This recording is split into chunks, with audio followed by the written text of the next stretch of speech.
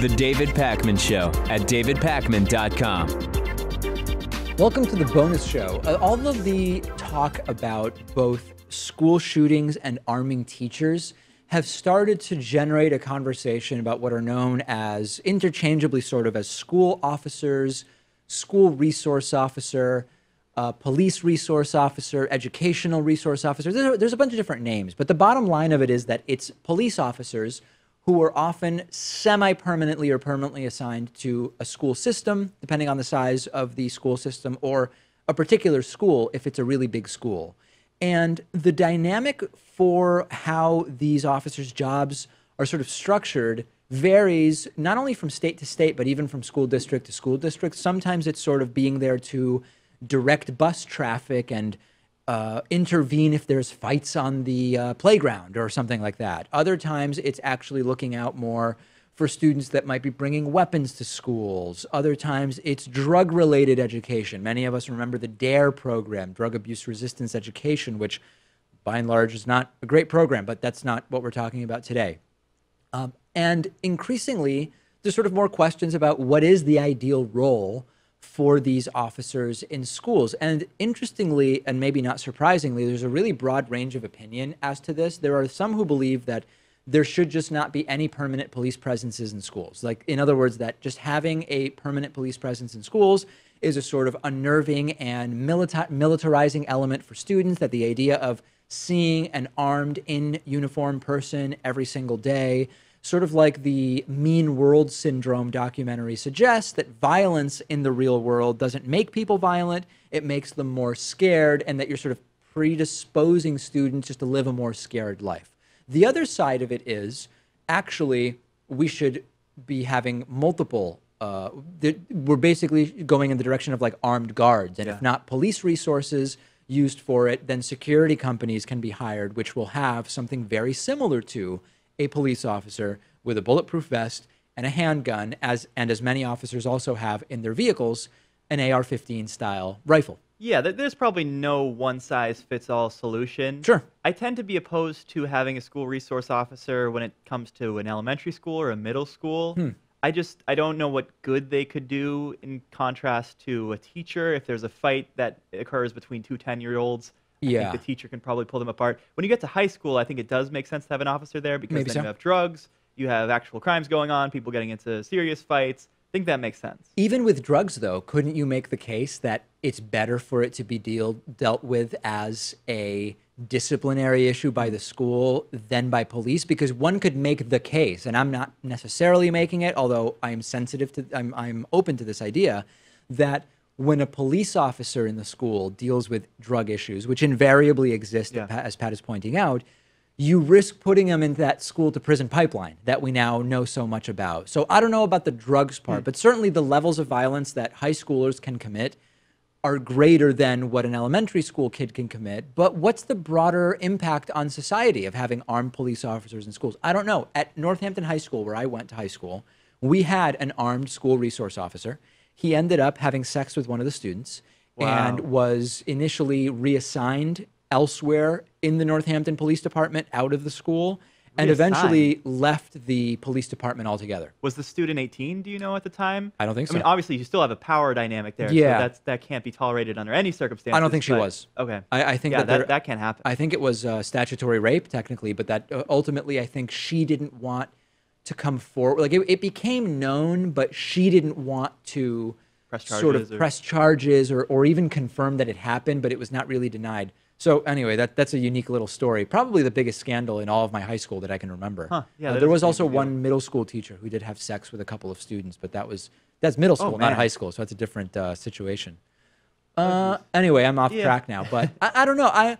I think that it's good. So okay, what is the good of exposing students to responsible policing early, if the policing is going to be responsible? I think it would be to try to generate better relationships between people and the police, right? If you can create an environment where the police is seen as not someone who's just out to arrest you or hassle you or whatever, generally speaking, that probably has a positive impact. Yeah, especially if I you're don't know. growing up with them and, Yeah. you relate to them on a day-to-day basis. I Yeah, could see that happening. I mean, just the guns in the school, I just really don't like. And of course, even when we had, I'm pretty sure that when DARE officers would come to my elementary school, I think that they were armed when they would come in. It's like, you're around 7-year-olds, you know, Right, yeah. are we better off just leaving the gun in the car while you're here? I don't know. And this is the conservative solution to school shootings. Yeah. And it's interesting in a way because the more liberal solutions don't cost the government any money. I mean, if you talk about expanding background checks or having a magazine capacity limit, sure, there's going to be some implementation of that costs some money. Some But degree, if you're yeah. going to have state and local governments hire more officers, station them in the schools, Right. that's a significant burden to them. It absolutely is also not fiscally conservative in any way. So send me your thoughts. What are your thoughts? I don't have kids in a school, so I would love to hear from some parents about this, right? What is your view about the idea of the school police officer, which is this is separate from arming teachers. There are school police officers in schools all over the country already. Neil deGrasse Tyson is the host of the new version of Cosmos on Fox. They're getting ready to come back with, I believe it's season 2, right? They've only done 1 season, and I think they're coming back with season 2. Is that right? Yeah, but he has another show too, like Star Talk. Oh, yeah, that's Yeah. his podcast. Yeah. Oh, okay. That's a whole other thing. He interviews physicist Stephen Hawking for an episode of this new series, and he asks what is a frequently asked question in astrophysics, which is what was there before the Big Bang? What was there before time? And Stephen Hawking has given an answer that apparently to people who can understand it is a very, very interesting answer, which is the boundary condition of the universe is that it has no boundary, which is sort of like saying there's not really such a thing as time before the Big Bang, that time becomes, and again, these are the words they use, and what meaning they have to us is depends on our knowledge. Time becomes smoother and smoother as we get closer to the Big Bang, but it doesn't actually get to what would be called a starting point. So a visual analogy would be if you imagine a curve on a graph that initially descends towards 0 very steeply, but as it gets to 0, it starts leveling out. Yeah. And because it constantly levels out, it never actually gets to 0. Or another example would be, if I'm standing 10 feet from a wall, if I go half the distance to that wall every time I take a step, I will never actually get to the wall. I will take a step that would be, I would get 5 feet closer, and then 2.5 feet closer to the wall, and then 1.25 feet closer, and then about 2/3 of a foot closer.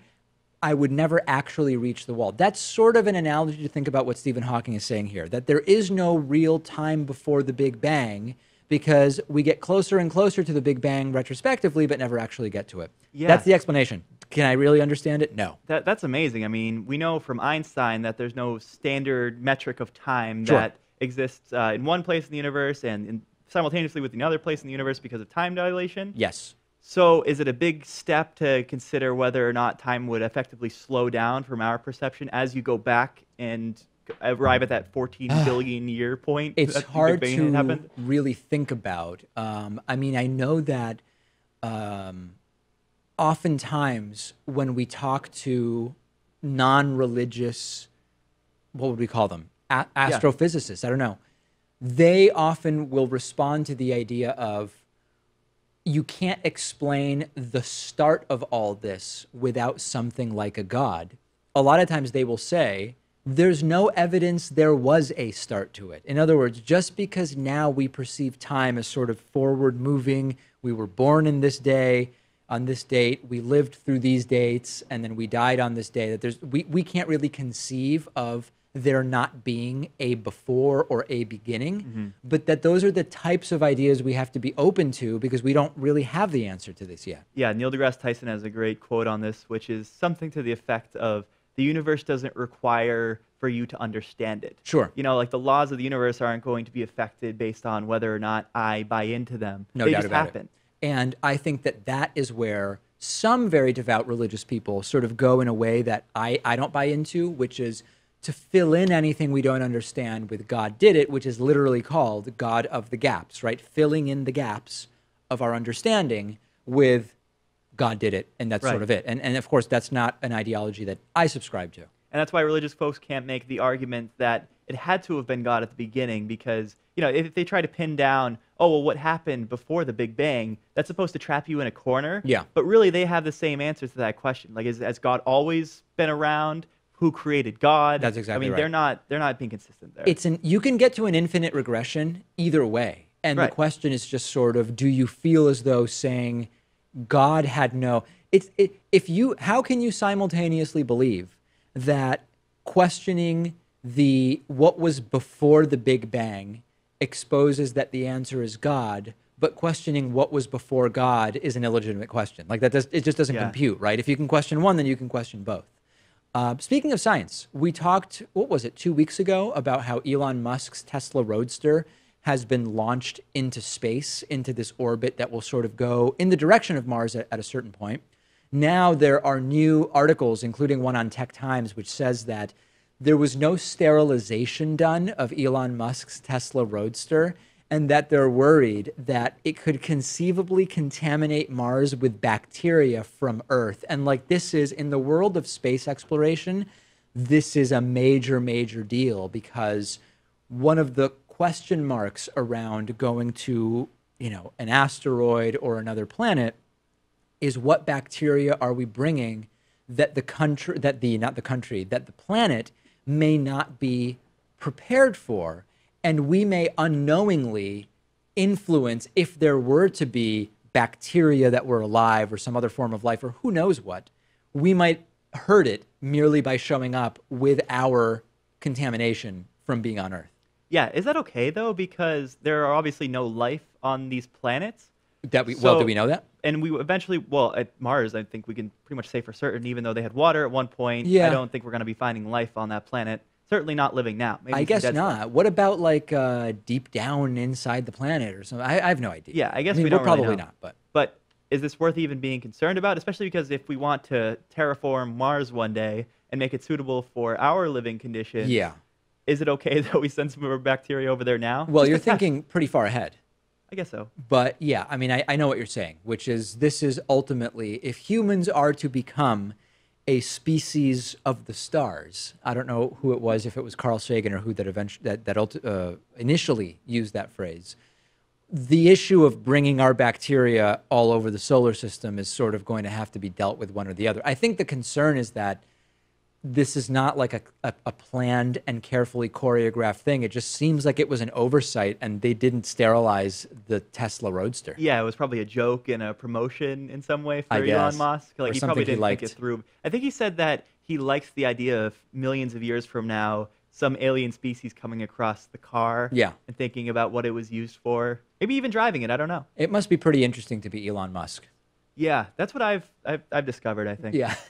I mean, I don't really have an experience being Elon Musk, but I would have to imagine There's a really interesting piece. I don't remember if it's in Vice or Aeon or what it is, but it's a reporter hung out for a few weeks with him, and it is just endlessly fascinating. I wish I remembered anything about it, and I don't. But you could probably find it online. I don't know. And he was hanging out with Donald Trump for a few weeks, too. Yeah, one of those various special advisors. All right, so anyway, please, folks, if you're going to send anything into orbit, sterilize it, sterilize it, sterilize it. That means, I guess, just dip it into the barbicide that barbers have, that blue liquid, and then it'll be good to go, or something. I don't know. The David Pakman Show at davidpakman.com.